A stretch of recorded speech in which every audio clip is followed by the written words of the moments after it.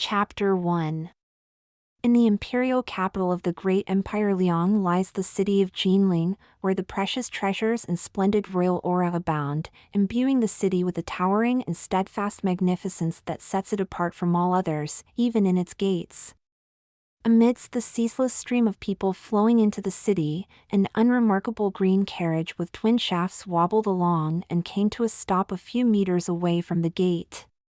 The curtain lifted, and a young man with a moon-white garment and a clear countenance leaped out of the carriage, taking a few steps forward to gaze intently at the characters Jinling inscribed above the gate. The two knights riding in front of the carriage sensed something was amiss and turned their heads to see, then galloped back. Both were dressed like noble gentlemen, roughly the same age. The one in the lead called out from afar, "Brother Su, what's wrong?" But Su did not answer. He remained in his pose of looking up at the gate, his expression frozen, his dark hair fluttering in the wind, a few scattered strands falling on his pale cheeks, imparting a profound sense of sorrow and desolation. "Are you tired, Brother Su?" The other person also rushed forward, asking with concern. "We're almost there. You can rest well today." Jingrui, Shibi, Su's lip curved into a faint smile, lacking in color. "I'd like to stand here a little longer. It's been so many years, and I never thought the Jinling city would be almost unchanged. Once we pass through the gate, it will still be the bustling scene of the capital, I suppose." Jingrui looked dazed and asked, how come Brother Su had been to Jinling before? 15 years ago, I was taught by Master Li Chong in Jinling. Since he was exiled from the capital, I have not returned, replied Su with a melancholic sigh, closing his eyes as if to erase the glitter and glamour scene of the city before him. When I think of my mentor, I cannot help but feel nostalgic for the past, which has dispersed like smoke and dust, like clouds dissipating and water evaporating. There is no returning to it. As Su mentioned the sage Li passed away, both Jingrui and Shibi couldn't help but show solemn expressions.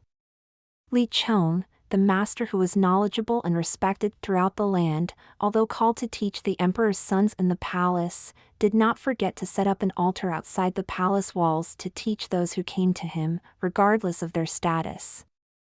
Rich or poor, all were treated equally, and he was renowned for his teachings. However, for some unknown reason, he incurred the wrath of the emperor and was demoted to a commoner.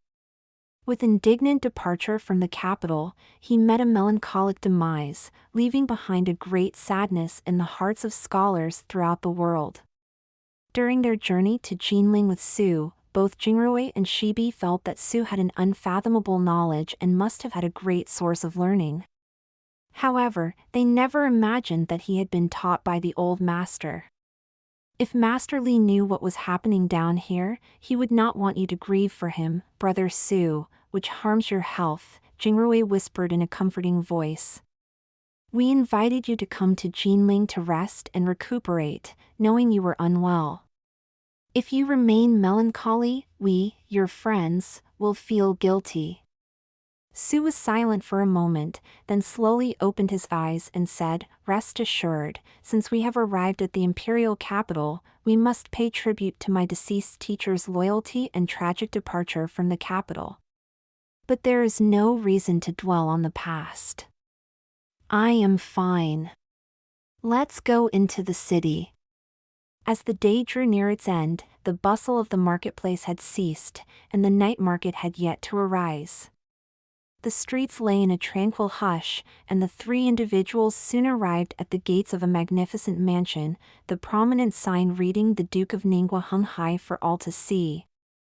"Hey, hurry up and go in and report that the eldest and second young masters have returned."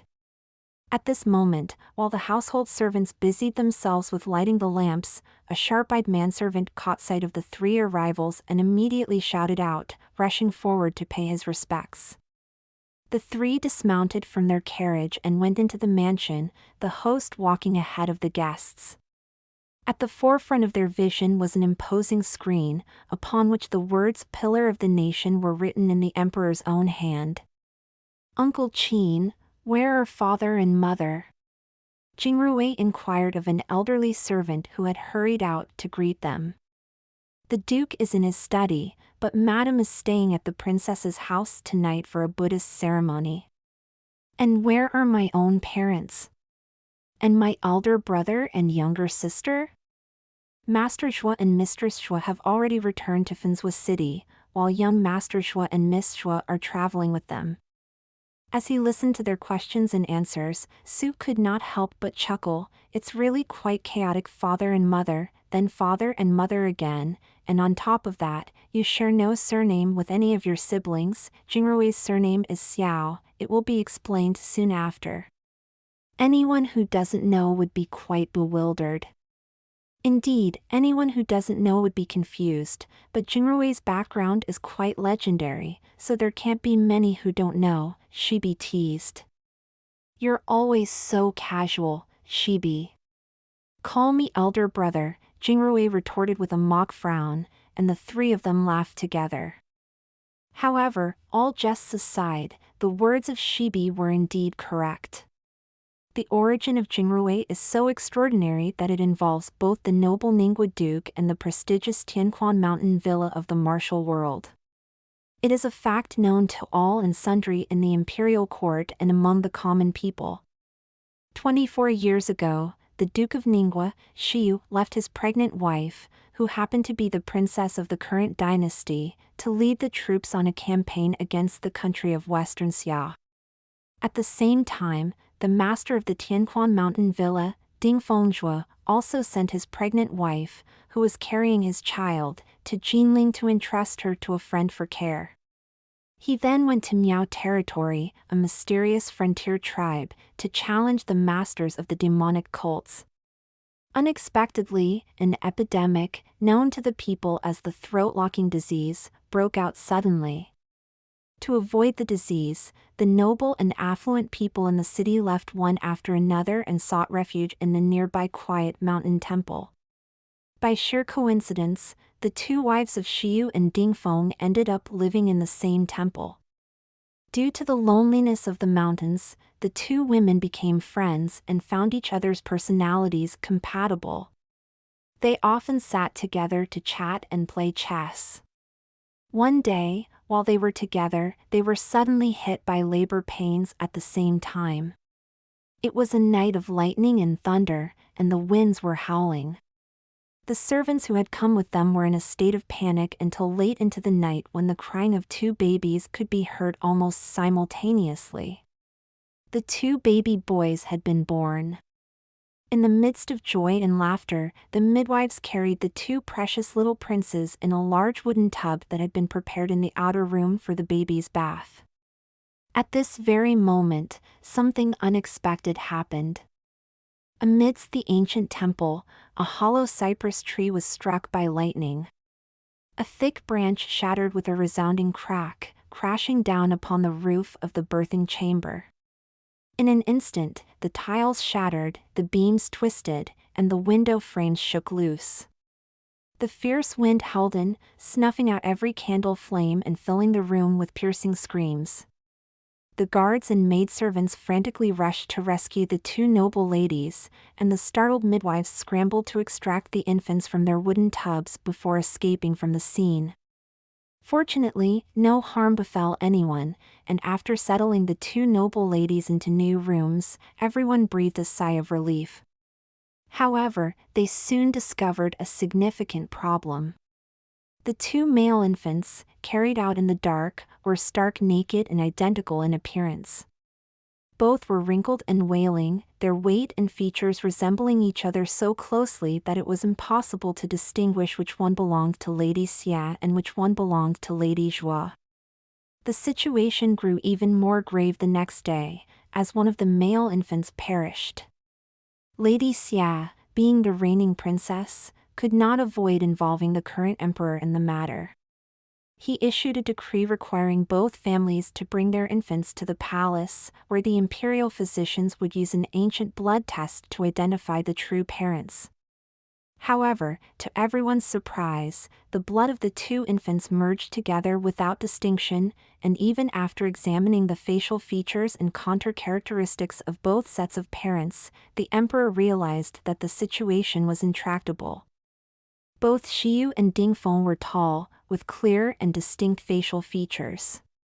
Both noble ladies had almond-shaped eyes and delicate, graceful features. Although not precisely alike, upon close inspection, their facial characteristics and shapes were strikingly similar. Even as the children grew up, it would be difficult to rely on their appearance alone to determine which family they belonged to. The emperor held the infant for a long while. Though he was indecisive, his heart was filled with great fondness for the child. And thus he conceived a compromise. Since we cannot confirm the child's true lineage, neither Xiyu nor Dingfeng is suitable. Therefore, I shall bestow upon him a national and a princely name. Let him be called Jingrui Xiao, given the royal surname Xiao, and for he was born on Mount Jingrui, he will be named Jingrui. He shall reside in the Xiyu household for 1 year, and in the Dingfeng household the next, thus being regarded as a child of both families. How does that sound? As the emperor had made the decision, and there was no better alternative, everyone had no choice but to agree. And so, Jingrui was bestowed with a dual identity, as the eldest son of the Duke of Ninggua's Xiyu family, and also as the second young master of the Dingfeng family of Tianquan Mountain Villa. The previously unrelated Xiyu and Dingfeng families became as close as kin, with a tight relationship. 2 years ago, the eldest son of the Dingfeng family, Qingyao, married the young lady of the Xiyu household, Shiki, and the two families became even more intimately connected, living in harmony as if they were one family. All right, my big brother. Since father is in the study, let us go and pay our respects directly, said Shibi, glancing back at Su.